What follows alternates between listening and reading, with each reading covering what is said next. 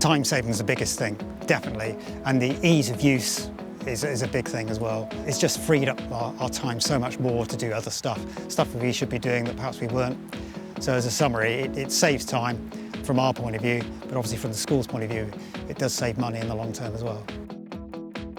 The question was asked by the COO here. Does it mean we can replace a groundsman or drop a groundsman down to part-time hours? But it was just a case of convincing them that actually the reason for getting it is obviously for presentation and accuracy, but also to free us up to do more of the jobs that we should be doing that we don't normally get time to do. So any time we can save through having the turf tank marking means we can get on with all the other peripheral stuff and improving the presentation and standards of the site. The biggest time saving is in initial marking. So for instance, marking a rugby pitch out, it could take 3 to 4 hours for 3 people to mark that pitch from scratch. Whereas the turf tank does it in about 40-45 minutes. It's a 400-metre track. It can take sort of 3 of us a day and a half to properly mark it out. Whereas the turf tank, it'll mark it out in about 3 hours. So it's a massive time saving, particularly at a time of year when we're really busy at Easter. So it really showed when we did it for the first time this year.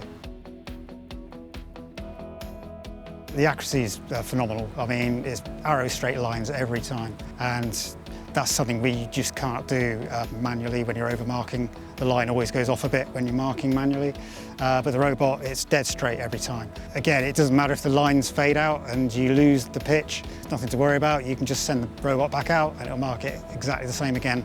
So yeah, very, very accurate, very impressed. Since we started marking the logos, they've become very popular. They just add that extra touch to the site, particularly on open mornings or if you've got a big match on. So having the logo there is really good for marketing as well. Other things we use it for is we mark the stripes out, the bays for grass cutting. We can also mark out the lines we need to follow for fertilising or spraying. So all that can be done, and that just saves like using flags and string lines again for fertilising and spraying. So it's a real help in that respect as well.